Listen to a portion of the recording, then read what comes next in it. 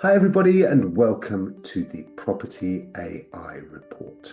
This is the first episode of a weekly podcast where we will look at property and AI technology and how it all fits together and how it can help you, your businesses, to really move forward, to win more market share, to win increased revenue per transaction, and to help with productivity and to help you cut your costs.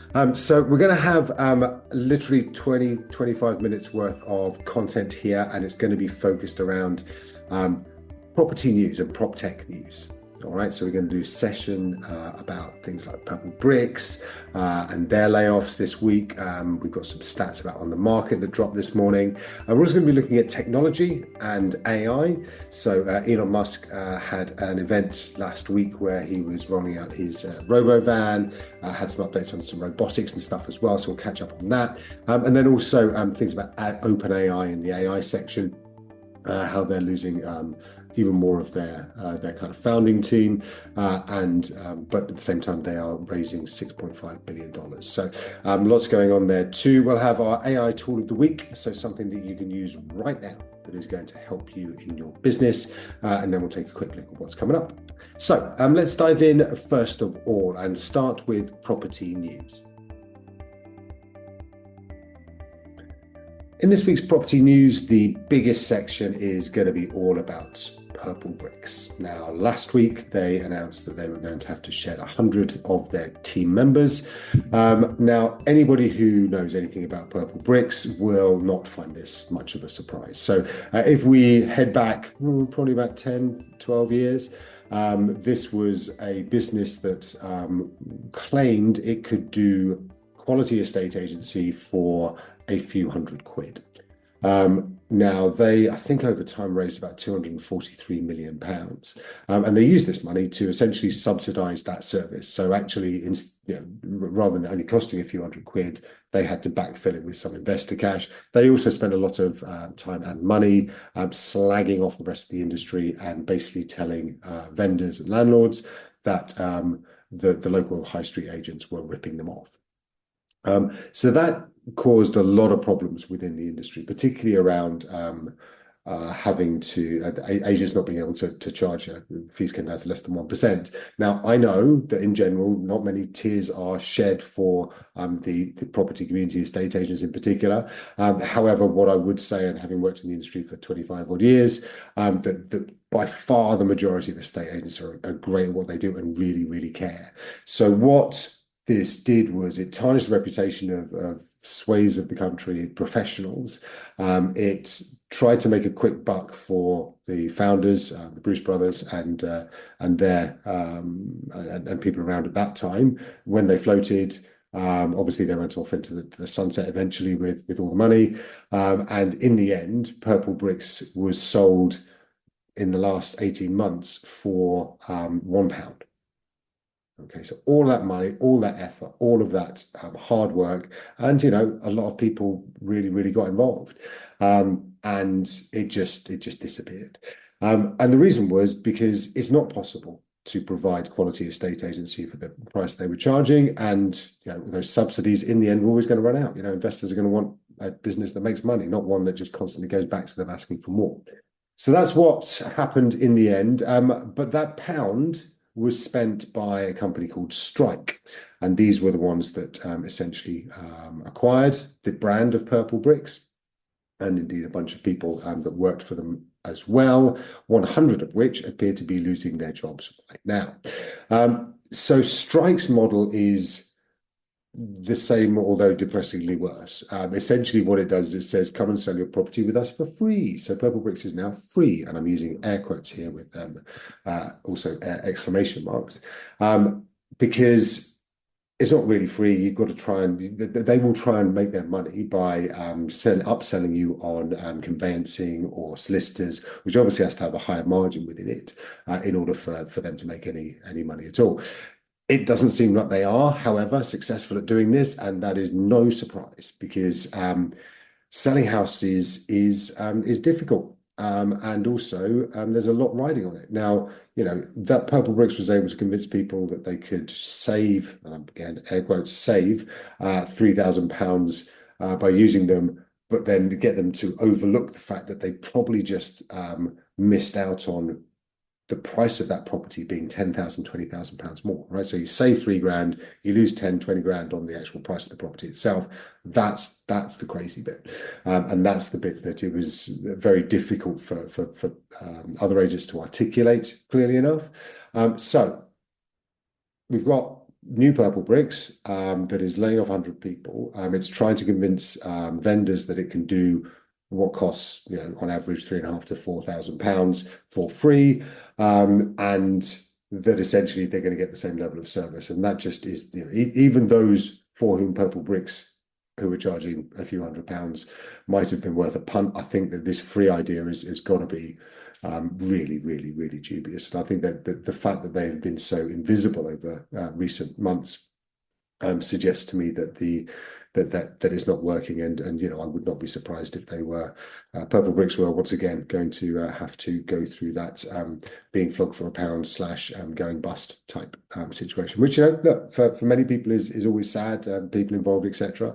But at the same time, if your marketing campaign is basically slating some really good people trying to do a great job, then there's going to be very little sympathy for you in the end, I think. So that's Purplebricks. Obviously, we'll be watching this space. We'll be keeping up to date with what's happening as it goes through. But yes, it's interesting to compare them actually with Yopa, which is another. They also have a fixed fee and a very cheap kind of fee. But what they don't do is they don't kind of use it as a means of saying that you're being ripped off elsewhere. They say, look, we're just cheap, right? We will do this much for you. And there's a market there. There are people for whom selling their property for the least money possible is an ambition. And I think, particularly under the leadership of Verona Frankish, Yopa have become profitable. They've become a lot more kind of just open, and that they've recently, in the last week, they've announced that what they're doing now is doing a self-employed model, so they can actually recruit people to do self-employed Yopa branded estate agency in their local communities. It's a very crowded market. There's loads of others doing it out there, EXP, including some great traditional estate agents, for want of a better phrase, people like Preston Baker, Missions down on the south coast. So there's lots going on here. But what I think that the contrast between those two businesses that didn't start a million miles apart in terms of time frame is that one of them is basically continued to try and denigrate the industry in which it works, and is now falling off a cliff again. That's Purplebricks, and then the other one is very much more of a kind of this is who we are, playing alongside the other options for vendors in the market.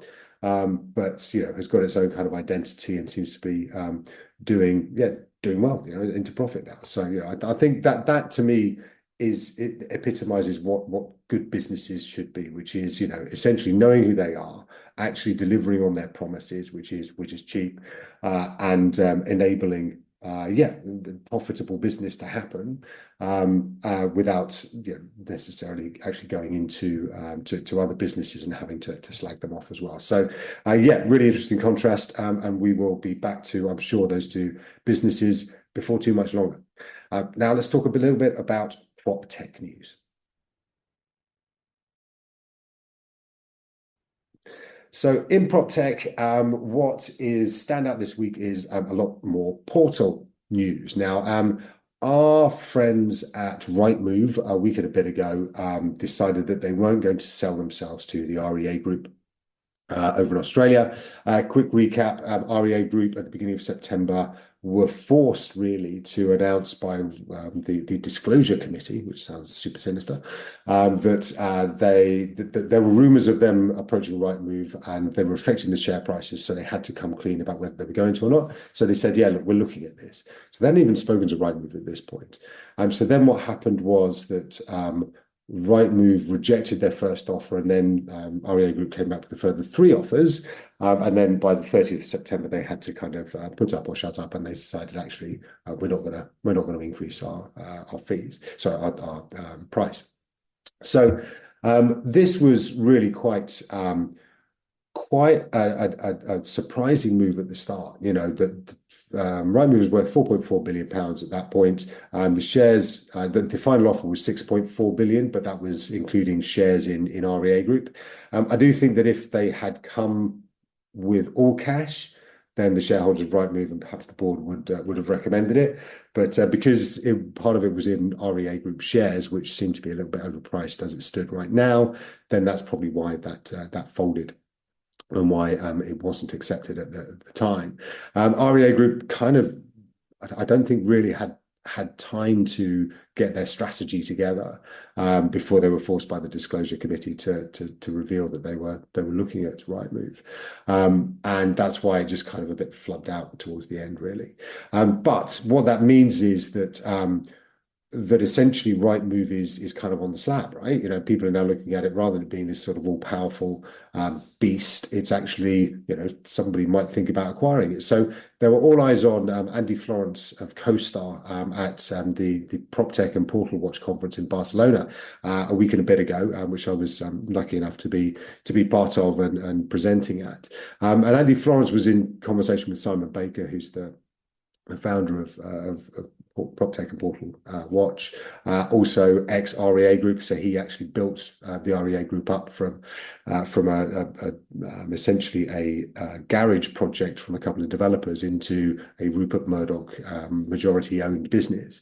And so the conversation between the two of them was awesome. And essentially, Andy Florance said he wished more than anything else that the REA Group had acquired Rightmove, because that would make his job a lot easier. Now, again, just to recap, Andy Florance, CoStar, recently acquired the number 3 portal in the UK, which is called OnTheMarket. And that acquisition also got a big old pump prime this morning when OnTheMarket released astonishing amounts of data with very high numbers saying how awesome they are, and which may very well be true. But one of the things that is also true is that estate agents that I speak to on a day-to-day basis don't necessarily feel that has significantly impacted the quality and volume of leads that they're getting on a day-to-day basis from OnTheMarket. But that aside, OnTheMarket are clearly pushing really hard with CoStar and Andy Florance's backing to make this PR pitch that they are the coming force, that they are growing, and that everybody needs to pay attention to them. I think there was a 47% uplift in properties they got advertised compared with this time last year, 27%, 25% uplift in the number of agents. So, you know, so some solid numbers. And they also claim they've spent this 46 million pounds that they had started the year with on search engine marketing through Google, etc. So that's a lot of activity. It's a lot of money spent, right? But actually, for relatively little love, I think is probably the phrase from estate agents for all those efforts. So that will probably be a bit disappointing internally, I'd imagine. But no doubt there will be more and more to come with a slightly different strategy. And also, it is said, and indeed Andy Florance kind of let this slip during the conference, when he was talking with Simon, that he was imagining the Homes.com Manchester Stadium was what he described it as. I think he was talking about Manchester United. So there does seem to be a rebrand coming of OnTheMarket to Homes.com, which would be huge. But sensible, you know. Again, we've been talking about it on the blogs here at Model Prop since March, that it looked very much like Homes.com/UK would be the sensible way of going about it. There's been some that brand is very prominent in their offices here in London, above the OnTheMarket in tiny letters. But anyway, so when Andy and Simon were talking up on stage a week and a bit ago in Barcelona, there was a lot about, are you going to buy Rightmove? You know, CoStar is a $33 billion business. So I'm not suggesting that $8.2 million, which is the conversion rate, is chump change, but he could probably afford it. But he was absolutely adamant this was a business that he would never want to acquire. He said the 70% margin is absolutely obscene that Rightmove makes on all of its revenue. and that he would see that as a kind of ball and chain, dragging the business back because he would have to service that shareholder base, and their expectations are that this margin must continue. So it was really interesting that first of all, he absolutely viewed Rightmove as actually suffering, or will suffer as a result of this kind of need of its shareholders, and perhaps particularly now that they have rejected a sizable premium for their shares, and trusted the current board to do better and to keep their share price up. So yeah, he kind of he's definitely got his eyes on the prize, and is going to do everything he possibly can to get ahead of Rightmove, to the point that he was talking about spending £500 million on marketing rather than shipping any number of billions to the Rightmove shareholders to buy the number one spot. So always going to be lots and lots on these guys. I think that they are. It's getting really interesting. I think that Zoopla are being squeezed in the middle, obviously, and I think that's going to be interesting how that plays out. There are rumours this week that there's changes at the top of Zoopla, and I wonder whether that does presage a potential CoStar Zoopla tie-up. I really wouldn't be surprised about that, because I think that the more money they spend on fighting each other, the less they've got to go after Rightmove with. So yeah, look, going to be exciting, I think, end of this year, early next year, to see how that all shapes down. But I would expect a Homes.com combined fight with Zoopla and OnTheMarket underneath them, that would actually start to give Rightmove a little bit of a run for its money. So we will keep up to date with all of that. So that's the prop tech news, and next we want to have a little look at technology news in general.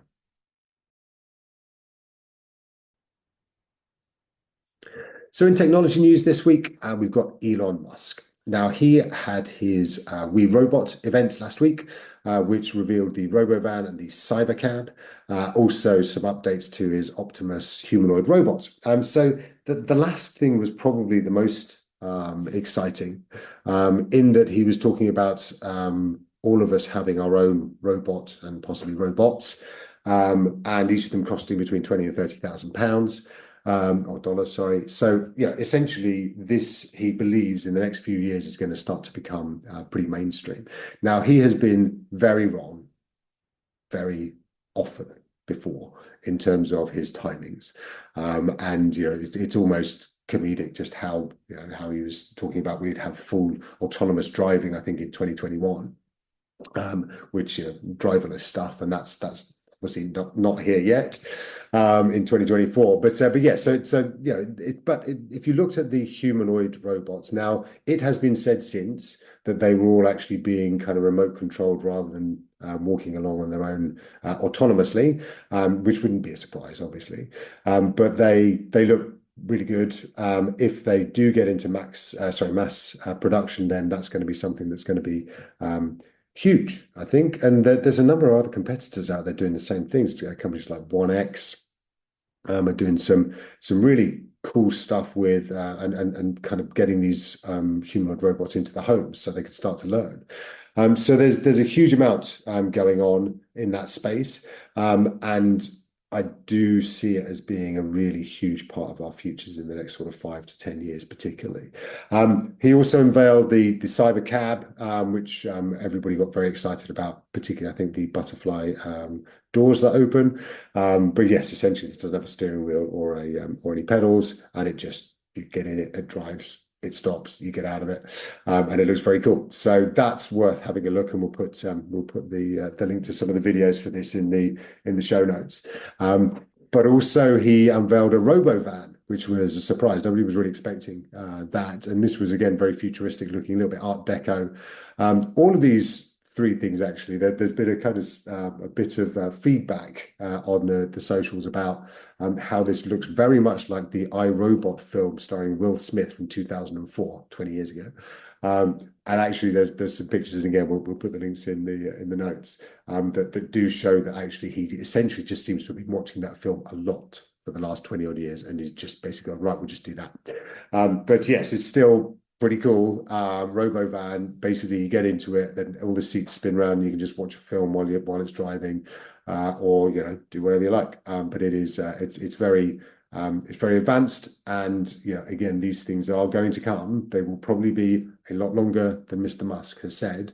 But yeah, I'm certain that in the next sort of 5 years or so, we'll be seeing some of those out on the roads, even over here in the UK. All right, next up, some AI news.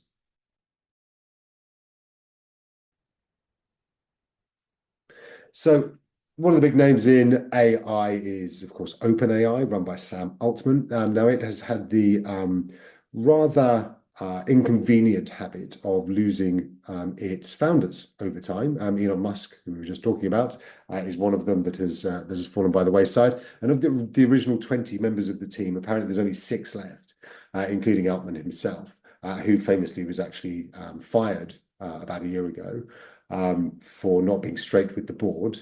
Then all of the investors got together, and indeed the staff, and went, "We want him back." Otherwise, the staff said, "We're all resigning." So he was then brought back in, and then the board was fired. So it's been a crazy kind of soap opera in that business, but it's still absolutely gunning, right? It raised 6.4 billion, right? The highest raise ever last week from multiple investors. And it's going to turn itself into a for-profit. It has historically been a not-for-profit. And yeah, it's just going to continue delivering things. So its products are things like ChatGPT. All right. So they released ChatGPT almost 2 years ago to the wider world, and everyone went crazy. And it was right about that time that we started here at Model Prop looking at what we could do with AI in the property space, and mapping some really cool products into property advertising. So yeah, it's been a real kind of a real roller coaster for this business, and yet it has raised the largest amount ever for a private company. So yeah, plenty more to come from them, I'm sure, over the coming weeks and months. Things that we are looking forward to include Sora, which is their text to video AI, which has been delayed quite a long time now, and others have been catching up. I think people like Runway and Luma. But yes, it's so that should be coming out soon, and everybody's waiting for ChatGPT 5 as well, which they think should be coming relatively soon. It's released ChatGPT o1, and it's also released 4.0. So there's a few different models kind of coming out and about, but yes, there's plenty more, and now they've got a lot of money to do a lot with. All right, so that's your news sections. We talked property, we talked prop tech, we've gone through technology and AI. Now we're going to get to our AI tool of the week. So this week's AI tool of the week is Notebook LM from Google. So if you go to notebooklm.google.com, there is essentially a place where you can upload anything, right? A link, you can upload a document, you can upload the Renters Reform Act text, whatever you like. And then you can just start asking questions about it. All right, it's really, really, really cool. And you can, it will delve deep into any particular areas that you're looking for. It will summarize it. You can ask it for controversial elements of it and so on. But what's even cooler is you can then actually click on an audio overview, and it will give you 2 AIs having a very natural sounding conversation about whatever you've uploaded. All right, so it's really, really interesting. So it'll be like a 10-minute summary of whatever it is in a really kind of easy to digest way.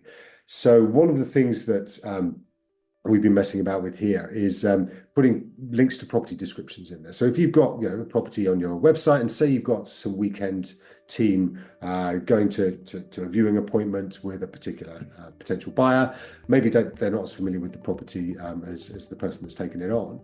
So what you can do is you can just put a link, and this is all free, by the way, just put a link to that property into Notebook LM and get it to generate this audio overview. And then your weekend member of staff can listen to it while they go to the property. And then they'll be so knowledgeable about this particular property.